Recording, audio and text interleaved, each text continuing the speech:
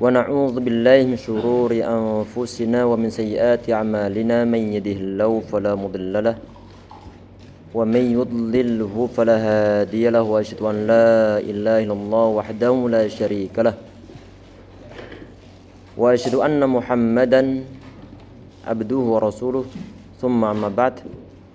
Hadirin sekalian, ikhwah dan juga akhwat sekalian yang insyaallah dirahmati oleh Allah Subhanahu wa taala. Kita lanjutkan insyaallah kajian kitab Umdatul Ahkam. Insyaallah untuk malam hari ini yang kita bahas adalah hadis yang ke-65 insyaallah. Bismillahirrahmanirrahim. Qala musannif rahimahullah wa nafa'ana bihi wa bi'ulumihi wa bi'ulumi sairi salihin fid dharaini amin. An Abdullah ibn Umar radhiyallahu anhuma qala bainama an-nasu biquba fi salati subhi id ja'ahum atin faqala inna an-nabiyya sallallahu alaihi wasallam qad unzila lil qur'anu laylah alaihi lailatu qur'anun wa qad umira ayastaqbilul qiblata fastaqbiluha wa kanat wujuhum ila syami fastadaru ila al-ka'bah. Ini hadis diriwayatkan oleh sahabat Abdullah ibn Umar ibn Khattab radhiyallahu anhu. Ini hadis tentang proses perpindahan kiblat. Tentang proses perpindahan kiblat yang sebelumnya Nabi Muhammad dan juga para sahabat semuanya mereka sholat menghadap ke arah Baitul Maqdis yang berada di Palestina, kemudian dipindah ke arah Ka'bah yang berada di Makkahul Mukarramah. Kita perhatikan di sini kata beliau, ini sahabat Umar bin Khattab, beliau mengisahkan qala bainama an-nasu bi Quba, di saat umat manusia mereka berada di Quba. Quba ini adalah nama suatu daerah. Nama suatu daerah sekitar 3 km dari Masjid Nabawi ataupun dari Madinah. Fi salat subhi, di saat orang-orang mereka pada solat di Quba, di saat solat subuh, ija'ahum atin, tahu-tahu kemudian ada orang yang datang. Di saat para sahabat semuanya mereka pada solat. Ini masjid, kebetulan saat itu Nabi Muhammad SAW bukan sebagai imamnya, imamnya. Faqala, kemudian laki-laki tersebut yang baru datang, kemudian dia bilang, Innan Nabiyya SAW qad unzila alaihi lailata Qur'an. Sesungguhnya Nabi Muhammad SAW tadi malam itu beliau mendapatkan suatu ayat Al-Quran diturunkan. Wa qad umira ayastaqbil qiblata. Beliau telah diperintahkan untuk menghadap ke arah kiblat. Fastaqbiluha, maksud kiblat di sini ini adalah Ka'bah. Fastaqbiluha, kalian menghadaplah ke arah sana. Wa kanat wujuhum illa syam, saat itu wajah-wajah mereka di saat mereka sholat sebelumnya mereka menghadap ke arah Syam, itu adalah ke arah Baitul Maqdis yang berada di Palestina. Pertemuan sebelumnya telah kita sampaikan bahwa Syam itu mencakup 4 negara, ada Palestina, ada Libanon, ada Jordania, dan juga ada Suriah.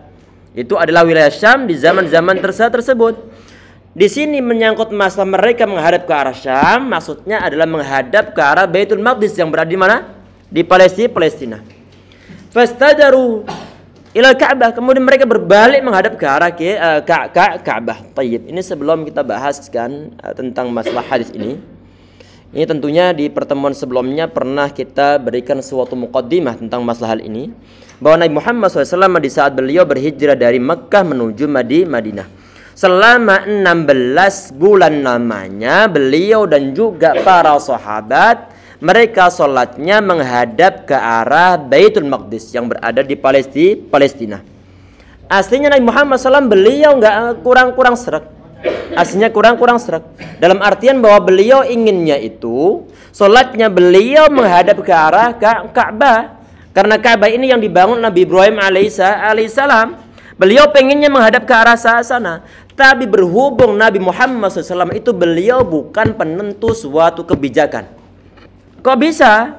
Karena beliau mendapatkan suatu wahyu baru kemudian beliau menentukan. Karena beliau adalah sebagai seorang pesuruh, artinya orang yang disuruh siapa?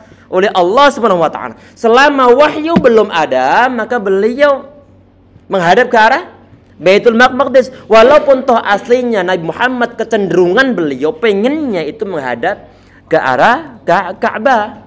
Keadaan ini di saat para sahabat dan juga Nabi Muhammad SAW beliau menghadap ke arah Baitul Maqdis, ini membuat orang-orang Yahudi gembiranya bukan main. Karena kenapa tuh ikut-ikutan tuh si Muhammad tuh? Ikut-ikutan kita kan sok-sokan nggak mau mengikuti Yahudi, ternyata dia ngikutin kita juga. Ini bahasa-bahasa kita. Bahagia begitu orang-orang Yahudi karena kenapa? Seakan-akan Nabi Muhammad SAW itu beliau mengikuti gerakan orang-orang Yahudi di saat mereka ibadah menghadap ke arah Baitul Maqdis.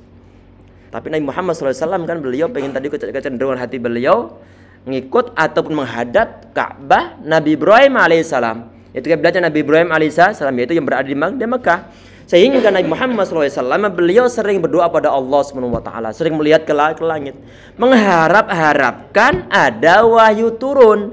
Ini yang dikatakan oleh Allah SWT, qad nara taqalluba wajhika fis sama. Sungguh kami melihat mukamu menengadah ke arah langit. Karena kenapa? Karena kata para ulama ini beliau ngarep-ngarep akan ada wahyu turun. Tentang masalah apa? Tentang masalah perpindahan kiblat dari Baitul Maqdis menuju ke Ka'bah. Kemudian Allah SWT dia mengatakan falanuwalliyannaka qiblatan tardaha. Maka sungguh kami akan memalingkan kamu ke kiblat yang kamu suka. Ini yang disampaikan oleh Allah SWT. Kemudian di ayat berikutnya Allah mengatakan fawalli wajhaka syatral masjidil haram. Palingkanlah mukamu ke arah Masjidil Haram. Ini sebagai suatu mula Nabi Muhammad SAW saat itu selama yang sebelumnya 16 bulan beliau ibadah solat menuju menghadap ke arah Baitul Maqdis, kemudian disuruh untuk menghadap ke arah Ka'batul Musyarrafah. Kemudian orang-orang Yahudi ini saat kaum muslimin mereka menghadap ke arah Baitul Maqdis dinyinyirin, mereka bahagia. Di saat mereka sudah berpindah ke arah kiblat, mereka pun nyinyirin. Mereka bilang bagaimana loh, ini kenapa mereka kok pada berubah kiblat? Ini mereka orang-orang Islam yang pelintan, nggak punya ketetapan hati. Kemudian Allah SWT menurut suatu ayat qul lail masyriq wal maghrib. Katakanlah bahwa arah timur ataupun barat itu adalah kepunyaan Allah Subhanahu wa taala. Intinya di sini bahwa Nabi Muhammad SAW tadi itu di saat beliau solat menghadap ke arah Baitul Maqdis, aslinya hati beliau pengennya menghadap ke arah Ka'bah. Dan keinginan beliau dituruti oleh Allah Subhanahu wa taala. Tayyib. Ini kejadian ini kan tentang masalah tentang masalah perpindahan kiblat ini, tentang masalah perpindahan kiblat.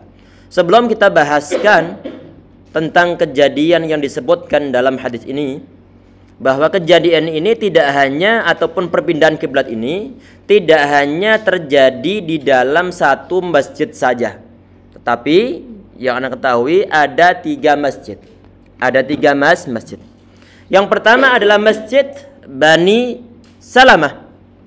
Nabi Muhammad SAW saat itu beliau sedang menziarahi Ummu Bishr bin Bara bin Ma'rur di dalam ataupun di kabilah Bani Salamah. Kemudian saat makanan sudah disediakan, waktu sholat zuhur telah datang. Nabi Muhammad kemudian beliau sholat sebanyak 2 rakaat sholat zuhur tersebut. Kenapa 2 rakaat? Ini 2 rakaatnya adalah menghadap ke arah Baitul Maqdis. Menghadap ke arah Baitul Maqdis. Saat baru 2 rakaat, tahu-tahu ada wahyu diturunkan. Sehingga kemudian Nabi Muhammad SAW beliau menghadap, langsung berbelok menghadap ke arah mana? Ke arah Ka'bah. Masjid yang digunakan Nabi Muhammad SAW untuk berpindah atau untuk satu solat, tapi dengan adanya 2 kiblat, 2 rakaat menghadap ke arah Baitul Maqdis, 2 rakaat menghadap ke arah Ka'bah. Ini masjid yang disebut sebagai Masjid Qiblatain. Masjid Qiblatan. Sampai saat ini masjid ini pun ada banyak diziarahi. Walaupun toh aslinya tidak ada suatu pahala khusus yang disediakan bagi orang-orang yang menziarahi ke sana. Tapi sekedar untuk mengetahui bahwa tempat tersebut itulah masjid Qiblatan. Di saat mungkin umroh ataupun haji kadang-kadang dibawa ke sana oleh pihak travelnya. Sekedar untuk mengetahui bagaimana bentuk masjidnya di zaman kita saat ini. Tadi itu hadis adalah hadis sahih tentang masalah perpindahan kiblat, dan masjid tadi disebut sebagai masjid Qiblatan. Itu adalah kejadian yang pertama. Tadi solatnya adalah solat apa? Solatnya adalah solat zuhur. Sebagian di antara riwayat adalah solat asar. Sebagian di antara riwayat adalah solat asar. Tayyib. Tadi ini yang dalam hadis yang ke-65. Tadi ini solat apa? Solat subuh, hadis yang kita bacakan tadi yang di dalam kitabnya. Hadis adalah untuk sholat subuh. Berarti antara sholat zuhur yang terjadi ada masjid Qiblatan tadi itu perpindahan kiblat. Tadi kan sholat zuhur. Berarti asarnya, kemudian maghribnya, isya'nya sama sebagian sholat subuhnya. Ini mereka para sahabat yang dikisahkan dalam hadis ke-65, mereka masih menghadap ke arah mana? Baitul Maqdis. Berarti kejadiannya yang dalam hadis ini adalah di hari berikutnya. Karena yang tadi itu yang pertama kali tadi itu adalah tentunya sholatnya Nabi Muhammad SAW. Jelas insyaallah itu. Tadi ini adalah tentang kejadian yang berada di Masjid Quba, perpindahan ke arah kiblat, itu adalah kejadian di hari berikutnya. Oleh karena itu saat ditanya ini kenapa Masjid Quba kok tidak dibilang Masjid Qiblatan, padahal di sana pun terjadi perpindahan dua kiblat. Sebelumnya ke Baitul Maqdis, kemudian baru ke Baitullah. Karena kenapa? Karena tadi itu yang disebut Qiblatan tadi itu adalah yang pertama kali, yaitu yang terjadi perpindahan di saat Nabi Muhammad beliau sholat. Sedangkan Quba ini adalah di hari berikutnya. Ada sebagian di antara riwayat, ini Quba tentunya masjid yang pertama kali dibangun Nabi Muhammad SAW. Masjid pertama yang dibangun Nabi Muhammad SAW di saat beliau berhijrah dari Mekah menuju Madinah. Setelah bangun Quba, kemudian beliau melanjutkan perjalanan menuju ke Madinah. Di sana Madinah kemudian bangun Masjid Nabawi. Insyaallah ya. Tadi itulah kejadian yang kedua, perpindahan kiblat di suatu masjid. Perpindahan pertama disebut masjidnya ada Masjid Qiblatan. Yang kedua tadi itu adalah Masjid Quba, pertama kali masjid yang dibangun Nabi Muhammad SAW. Kemudian yang ketiga itu terjadi di Masjid Bani Harithah. Masjid Bani Harithah. Itu pun sama. Di sebagian sholat mereka juga terjadi suatu perpindahan kiblat. Baik, sekarang kita perhatikan di sini yang ada di hadis yang ke berapa tadi? 65. Kita bacakan dulu. Tadi itu adalah di saat mereka sholat subuh, tahu-tahu kemudian ada laki-laki yang datang. Ini kata para ulama, ini laki-laki di hari sebelumnya dia sholat bareng dengan Rasulullah. Sholat bareng dengan Nabi Muhammad SAW di masjid apa tadi? Bani Salamah. Sholat di sana. Di antara sahabat yang sholat bersama Nabi Muhammad SAW di masjid Bani Salamah tadi itu yang disebut Masjid Qiblatan untuk zaman-zaman berikutnya. Salah seorang di antara sahabat mungkin lagi menziarahi familinya, mungkin lagi jalan, kebetulan sholat subuh, melihat para sahabat sholatnya masih menghadap ke arah Baitul Maqdis. Nggak peduli ini laki-laki, apakah orang-orang lagi pada sholat atau tidak, dia tahu bahwa ini kiblat telah berubah, sehingga langsung dia teriak di saat orang-orang masih pada sholat menghadap ke arah Baitul Maqdis. Kata dia, inna Nabiya SAW unzila lailata Qur'anun. Tadi malam Nabi Muhammad SAW beliau mendapatkan suatu surat ayat Al-Quran, menjadi suatu ayat Al-Quran. Di dalamnya diperintahkan Nabi Muhammad SAW untuk berpindah kiblat menuju ke arah Baitullah ataupun Ka'bah. Fastaqbiluha, kalian menghadap ke arah sana aja. Kalian menghadap ke arah sana saja. Wa kanat ujum ila Syam, wajah-wajah mereka saat itu menghadap ke arah Syam, ke arah Baitul Maqdis. Sekarang kelupaan bawa proyektor. Coba. Ini kalau kita melihat peta ya, ikhwan tuh bayangin aja insyaallah. Tadi rencananya mau proyektor kelupaan. Qadarullah masyafa'an. Jadi kalau dibuat urut-urutan, Mekah di bagian mana kiblat? Misalnya Mekah sini nih. Mekah sini. Mekah, kemudian Madinah, kemudian Syam. Nabi Muhammad beliau berada di pertengahan nih. Otomatis beliau di saat disuruh untuk untuk sholat pertama kali berarti beliau menghadap ke arah sana. Menghadap ke arah Baitul Maqdis. Kalau menghadap ke arah Baitul Maqdis, posisi beliau berada di Madinah, otomatis beliau memunggungi Ka'bah. Jelas insyaallah bisa bayangin ya. Mekah, kemudian Madinah, kemudian Baitul Maqdis ataupun Palestina. Nabi Muhammad selama 16 bulan beliau menghadap ke arah Baitul Maqdis. Berarti kalau menghadap ke arah Baitul Maqdis, sedangkan posisi beliau berada di pertengahan antara Makkah sama Baitul Maqdis, otomatis beliau di saat menghadap ke arah Palestina, Baitul Maqdis, beliau sedang memunggungi Ka'bah. Tayyib. Para sahabat satu yang mereka sholat di Masjid Quba tadi ini, sholat subuh, mereka pun sama karena mereka belum mendapat suatu informasi sama sekali. Belum ada WhatsApp, belum ada update status, belum ada yang lainnya. Sehingga mereka masih menghadap ke arah Baitul Maqdis. Saat sholat ada informasi Nabi Muhammad beliau mendapat suatu wahyu perintah untuk menghadap ke arah Ka'bah. Akhirnya bagaimana? Awal-awal mereka wajah-wajah mereka menghadap ke arah Syam, mereka langsung berbalik. Prosesnya bagaimana? Ini yang perlu untuk diperhatikan. Kan sholat pada umumnya kan laki-laki imam, kemudian diikuti oleh makmum yang dewasa, kemudian anak-anak, kemudian perempuan. Di saat dibilang ini proses perpindahannya bagaimana? Proses perpindahan digambarkan oleh Imam Ibnu Hajar Al-Asqalani rahimahullah. Perpindahannya adalah setengah lingkaran. Setengah lingkaran berarti nanti begini. Misalnya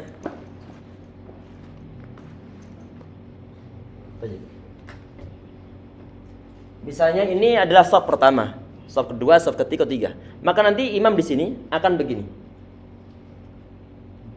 Jelas? Bisa bayangin insyaallah ya. Ini imam di sini nih. Ini jamaah bersalat shaf pertama, shaf kedua, shaf ketiga untuk perempuan. Jadi nanti mereka begini. Paham? Iya, setengah lingkaran. Kalau lingkaran penuh balik salah ya. Bisa bayangin ya? Antum bayangin nih. Ini shaf pertama, imam di sini menghadap ke arah Baitul Maqdis. Ini shaf pertama, shaf kedua, shaf ketiga. Nanti muter begini. Imam di sebelah sana menghadap ke arah Ka'bah. Otomatis yang sebelumnya para jamaah perempuan ini berada di shaf terakhir di posisi begini, nanti mereka akan berada di sini. Faham? Saat dibilang ini kenapa kok nggak langsung muter begini aja Ustaz jamaahnya Ustaz? Imam di belakang nanti. Imam di belakang dan juga yang di depan adalah kaum perempuan. Sehingga perlu untuk memutar utuh sebagaimana shafnya. Jelas? Kalau langsung saling mengisi begini, tabrakan antara perempuan sama laki-laki. Jelas bisa bayangin ya? Sehingga dikatakan oleh Imam Ibnu Hajar Al-Asqalani, muternya itu adalah setengah lingkaran. Setengah lingkaran. Untuk jumlah jamaahnya berapa? Tidak disebutkan dalam hadisnya. Kita nggak perlu dipusingkan masalah jumlahnya. Tapi prosesnya tadi itu. Saat dibilang loh, berarti kalau berjalan ke arah sana, kalau misalnya jamaahnya banyak, berapa kali gerakan saja ini Ustaz? Berarti batalin sholat dong. Ya enggak? Perputaran cukup jauh. Ini kata para ulama, kemungkinan tentang masalah pembatal sholat yang berupa banyak gerak itu belum ada. Ataupun mungkin dikecualikan karena kenapa? Karena suatu keperluan untuk perpindahan ke arah kiblat. Jelas insyaallah? Tayyib. Sekarang kita perhatikan. Jadi tadi ini wajah-wajah mereka yang sebelumnya menghadap ke arah mana? Ke arah Baitul Maqdis, mereka langsung berbalik menghadap ke arah Baitullah. Tadi bisa ngebayangin insyaallah ya? Atau terlalu bulat keterangan? Jelas? Tayyib. Tadi ini ada sebagian di antara riwayat yang disebutkan oleh Imam Ibnu Hajar Al-Asqalani rahimahullah, laki-laki yang datang tadi itu bernama Ubad bin Bishr Ibn Qaidhi. Ada sebagian di antara ulama mengatakan bahwa namanya adalah Abbad bin Nahik. Tapi intinya adalah Abbad namanya, Abbad. Untuk nama ayahnya ada yang mengatakan bin Bishr, ada yang mengatakan bin Nahik. Itu yang laki-laki yang datang tadi itu. Kemudian ini sudah dibahas tentang menghadapnya ke arah Baitullah.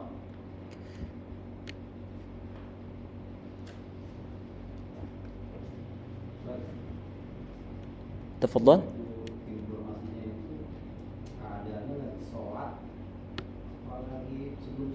Iya, ini pas sholat ini.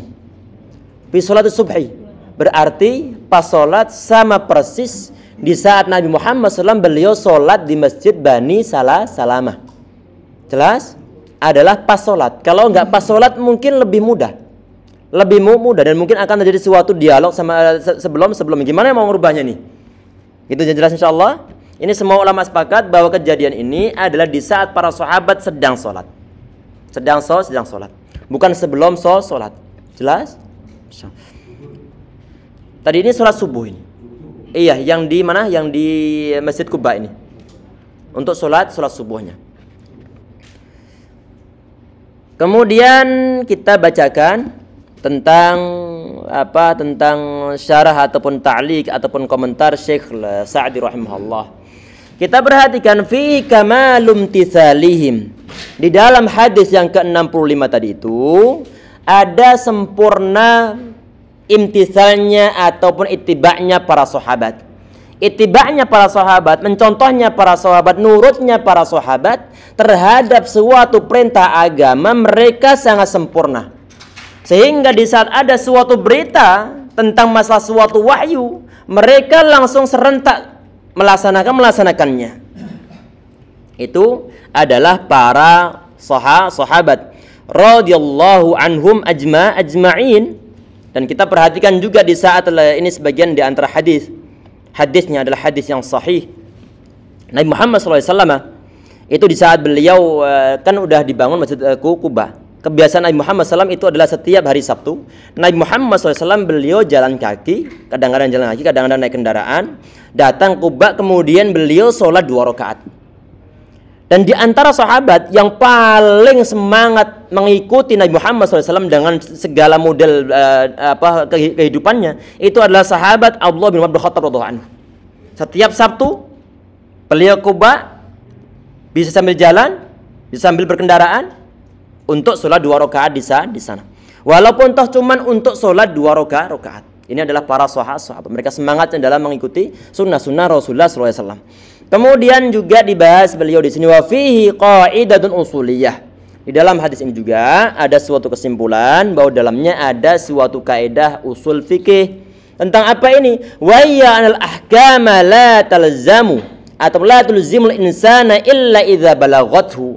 Jadi suatu hukum syariah itu tidak wajib atas diri seorang manusia kecuali kalau sudah sampai risalahnya kepada orang tersebut. Sehingga sebagian di antara ayat Al-Qur'an Allah Subhanahu wa taala mengatakan, "Wa ma kunna mu'adzibina hatta nab'atsa rasulah." Kami itu enggak akan nyiksa sampai nanti kami mengutus seorang utusan.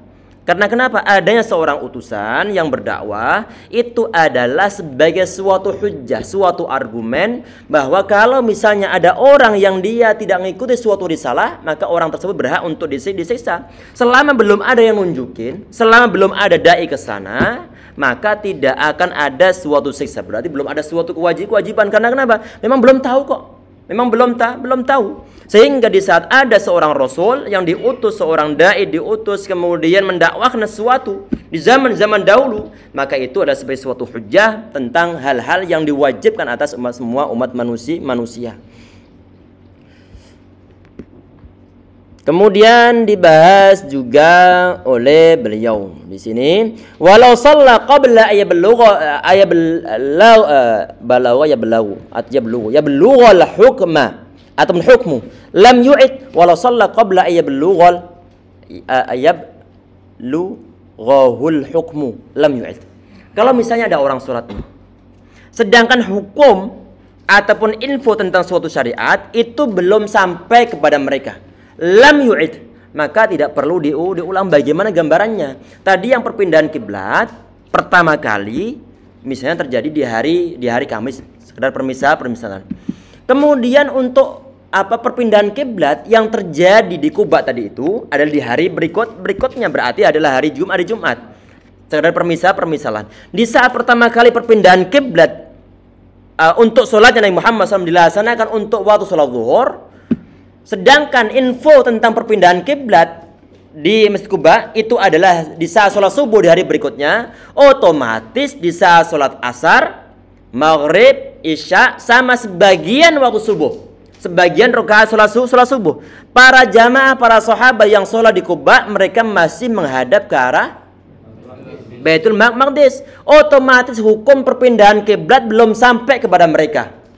Pertanyaannya, di saat di hari berikutnya, di saat mereka sholat subuh bareng-bareng tadi itu, kemudian ada informasi perpindahan kiblat. Pertanyaannya, apakah sholat asar, maghrib, isya sama sebagian subuh wajib untuk diulang atau tidak?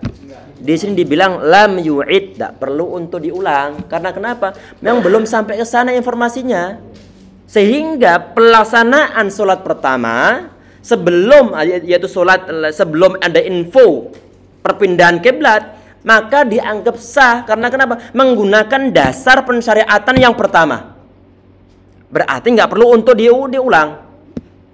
Li'annal amra bistiqbal kiblatin nazzala ataupun nuzila akhiran nar fi sholat al-asr. Ini sebagian di antara riwayat ini. Karena perintah menghadap sholat untuk menghadap ke arah kiblat itu diturunkan di hari terakhir untuk sholat asar. Ini sebagian di antara riwayat. Kalau ngikut pendapat ini berarti maghrib, isya sama sebagian subuh masih menghadap ke arah Baitul Maqdis. Fasallu ba'da nuzul amri qabla yablughahumul amr al-maghrib wal isya wa ba'du subhi. Jadi mereka tadi itu di saat sebelum ada informasi perpindahan kiblat, mereka sholatnya untuk maghrib, isya sama sebagian subuh.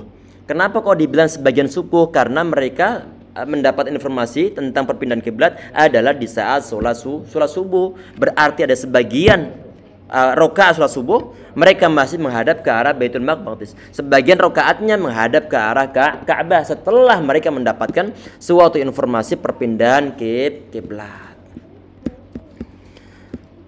Wa mislu hadza, yang semisal ini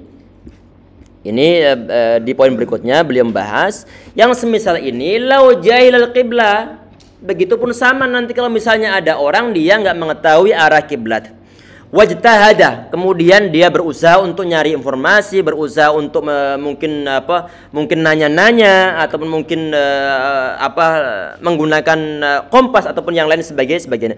Fasalla, kemudian dia sholat. Summa tabayyana lahul khata', kemudian ternyata setelah selesai sholat ternyata dia menghadap ke arah selatan, menghadap ke arah selain kiblat ataupun ke arah timur untuk di Indonesia misalnya. Lam yu'id, itu pun dia tidak perlu untuk mengulang. Karena kenapa? Karena memang dia nggak mengetahui tentang arah kiblat dan dia telah berusaha untuk nyari informasi, telah berusaha semaksimal mungkin nanya-nanya ke orang. Tahu-tahu setelah ditanya orang, kita misalkan begini. Kadang-kadang ada suatu hotelnya hotel umum, bukan hotel yang syar'i.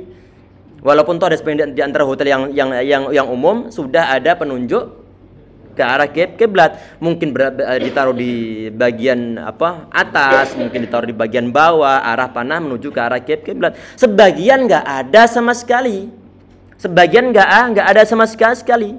Dan kebetulan tempat ataupun hotel yang ke tempat tersebut itu jauh dari masjid. Kemudian akhirnya nanya ke pelayannya. Ini orang awam, nggak tahu. Oh, nggak tahu Pak ya? Berarti dia nggak sholat nih.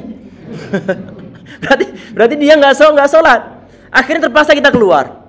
Nanya orang, ternyata di sana mungkin rata-rata orang Kristen mungkin ataupun orang selain agama Islam. Wah, ini gimana ini? Oh, kompas nggak berjalan, baterai habis, ataupun ada aplikasi ternyata nggak tertanam kompas di dalamnya. Akhirnya Bismillah aja. Setelah sholat baru kemudian teman kita yang dari jauh yang sudah mengetahui lokasi tersebut, dia bilang, antum tadi sholat menghadap ke arah mana? Ke arah sana. Lah, itu timur Mas. Menghadap ke arah timur. Pertanyaannya, sholat yang telah saya laksanakan dengan sistem sebelumnya telah mencari informasi, apakah sholat saya sah ataukah tidak dan perlu untuk diulang? Tidak perlu untuk diulang. Karena kita telah berusaha Kecuali kalau nggak mau berusaha, itu lain lagi urusannya. Tahu-tahu udah, yang penting sholat aja dah. Yang penting sholat. Ini bermasalah nanti. Kalau sudah langsung main sholat tanpa nanya terlebih dahulu, tahu-tahu salah arah kiblat, wajib hukumnya untuk ngulang. Jelas insyaallah ya. Jadi wajib hukumnya untuk ngulang. Jadi perlu ada istihad, perlu ada keseriusan untuk nyari informasi. Ini ada suatu kejadian, ini hadis yang sahih dalam riwayat Al-Hakim dan juga Al-Baihaqi dan juga Darqutni. Hadisnya di Hasan Al-Syalbani rahimahullah.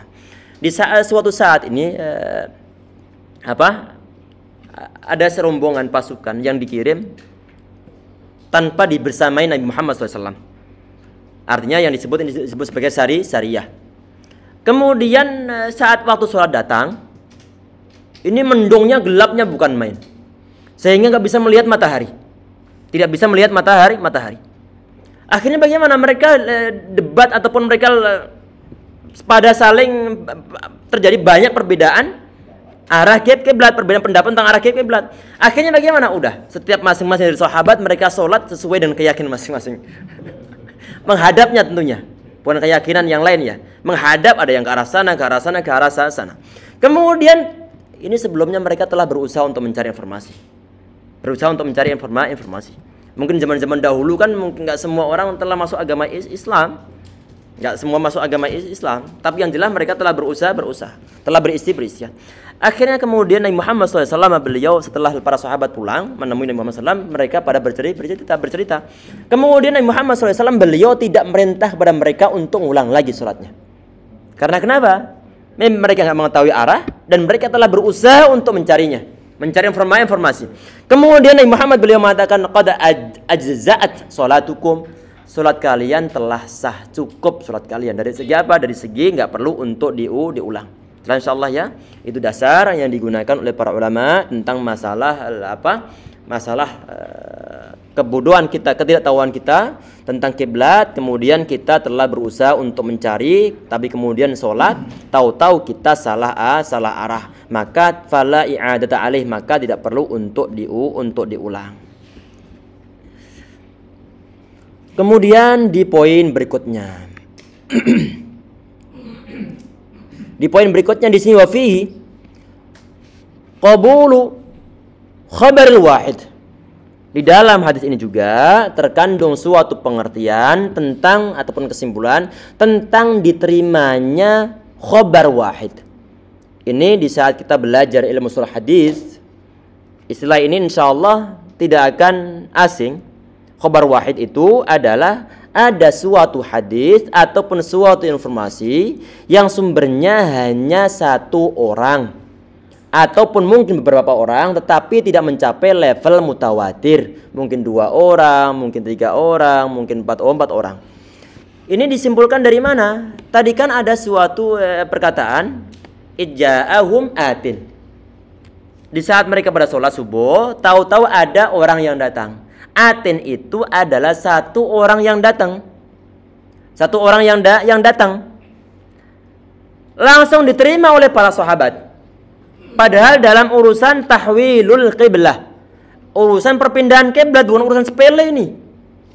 Bukan urusan sepele. Tapi ternyata walaupun toh yang membawa suatu berita itu cuman satu saja, para sahabat sangat percaya. Karena kenapa? Karena nggak ada kebiasaan seorang sahabat pun di zaman tersebut untuk berbuat suatu kebohongan. Sehingga di saat ada seorang sahabat berkata tentang Nabi Muhammad SAW, beliau berkata begini, beliau berbuat begini, sahabat yang lain langsung siap untuk menyimak, siap untuk praktek apa yang disampaikan oleh orang tersebut, membawa suatu berita dari Nabi Muhammad SAW. Karena nggak ada sejarah, nggak ada suatu kebiasaan para sahabat untuk berbohong, apalagi berbohong atas nama Rasulullah, karena ancamannya sangat besar, berat. Man kadzdzaba alayya muta'ammidan falyatabawa maq'adahu minar, kama qala sallallahu. Orang yang sengaja berbohong atas nama Rasulullah SAW, maka hendaklah dia itu mesan tempatnya di neraka.